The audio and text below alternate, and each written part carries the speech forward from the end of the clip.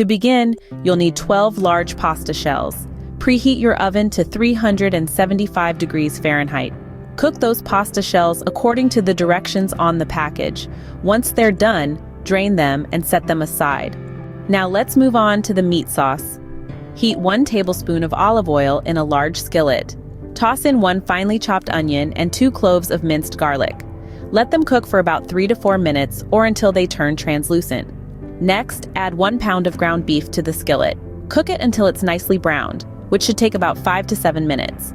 Add 1 can of crushed tomatoes and a teaspoon of dried basil. Season the mixture with salt and pepper, and then let it simmer for 10 minutes.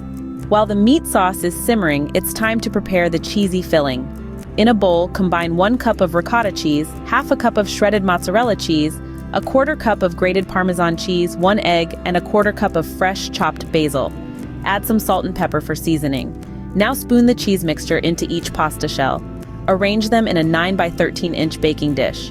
Pour the meat sauce over the shells and sprinkle the remaining mozzarella cheese on top. Pop the dish into your preheated oven and bake it for 25 to 30 minutes. You'll know it's done when it's golden and bubbly. Please let me know in the comments below how this recipe turned out for you. As always, the recipe is in the description.